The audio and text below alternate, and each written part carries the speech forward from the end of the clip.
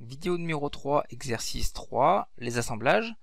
On attaque tout de suite. Donc ici, j'ai mes 4 mains courantes et j'aimerais faire les coupes d'onglets comme dans l'exercice. Donc on voit qu'il y a un outil, le raccourci c'est VG, je vais quand même montrer le menu, couper souder, et vous trouverez ici autre et à l'onglet, donc raccourci VG. Je montre raccourci, VG, automatiquement il vous fait les coupes d'onglets, donc à la bisectrice de toutes les pièces en automatique. Alors vous pouvez les faire 2 par 2, ou bien si c'est assez régulier, vous pouvez toutes les activer, et lui va donc du coup raccourcir ou rallonger les pièces automatiquement et faire la coupe à la bisectrice. Donc c'est plutôt pratique. Ensuite, j'active ces 2 pièces là, elles entaillent les poteaux. Donc raccourci CW dans les poteaux. Ah, clic milieu pour si je me suis trompé. Je clique ensuite, clic gauche sur la bonne pièce. Voilà. Clic droit. Voilà. Là, l'entaille est réalisée. Si je fais étoile, on voit bien que il y a le passage de la pièce dans le poteau. Autre assemblage. Ici, il y a la croix avec le mi-bois. Donc là, c'est mi-bois croisé. Alors, le raccourci VK. Mi-bois croisé. Par défaut, il trouve la profondeur d'entaille qui est 20 mm, le mi-bois. Il me propose un sens, toujours pareil, en bas il y a marqué R, tourner mi-bois, si je veux changer le sens du mi-bois. Clic droit, je valide, très bien.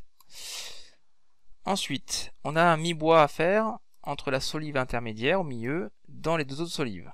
Là c'est un mi-bois en T, donc j'active toutes mes barres, couper, mi-bois en T. Profondeur de taille 50. Alors comme on peut voir ici, la pièce est plus courte, elle n'est pas assez longue. Donc lui, ce qu'il va faire tout de même, il propose de la rallonger et vous réalise le mi-bois. Donc c'est automatique. Si la pièce est trop courte ou trop longue, il l'étire ou la recoupe à la bonne longueur. Voilà, ça c'est bon. Ensuite, on a des tenons mortaises à positionner en bas des croix et dans les solives. Donc j'active les barres qui ont les tenons. Je rappelle, dès qu'il y a tenon, il y a mortaise. Je me mets en filaire. Alors je vais mettre en fond blanc, pour que vous puissiez voir un peu mieux. Voilà. Modifier, type extrémité. Et je choisis le tenon que j'ai besoin. Donc là, le tenon, ce serait un 70-30-10 avec épaulement.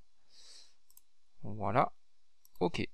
Donc je fais un lasso à l'extrémité du bas. Attention, pas de partout parce que vous allez mettre des tenons de partout. Un tenon en bas. Alors peut-être que le tenon est un peu gros. Il serait bien intéressant d'en faire un nouveau.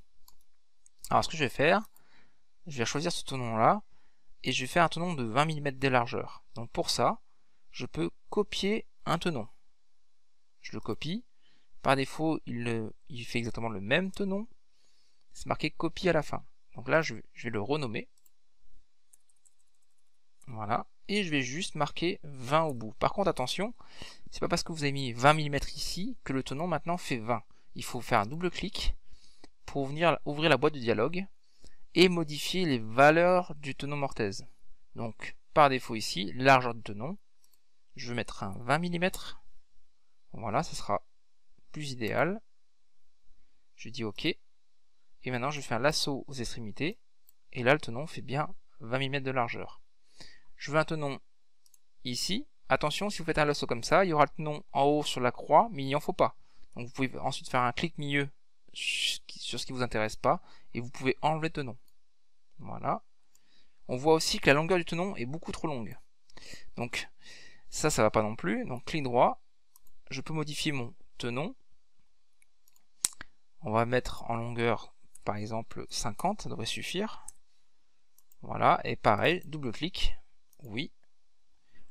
Et en longueur tenon, je vais mettre 50. Je dis OK. Le fait de l'avoir déjà mis, il a automatiquement modifié le tenon à tous ceux que j'ai mis le tenon de tout à l'heure. Donc il y a bien 50 mm de longueur sur ces tenons. Clic droit, je valide. C'est fait. Je refais J pour je veux tout. Voilà, donc les assemblages sont réalisés. petit rappel pour voir les tenons, les mortaises. Si je fais arrobase, donc c'est extra représentation avancée, raccourci arrobase, à ce moment-là, vous pouvez demander à voir les mortaises, les tenons, ainsi que exploser la vue. Alors je vais exploser à 1,5 pour l'exemple. Je dis OK. De cette manière, vous pouvez voir en fait toutes vos pièces en éclaté pour voir les tenons, les mortaises, les entailles. Voilà, vous pouvez tout voir, tous vos assemblages. Attention, dans ce mode de représentation avancée, vous ne pouvez pas modifier à droite dans le menu. Vous pouvez rien faire, vous pouvez juste visualiser. Donc, vous refaites arrobase et vous quittez ce mode. Là, à ce moment-là, vous pouvez à nouveau retravailler dans les menus.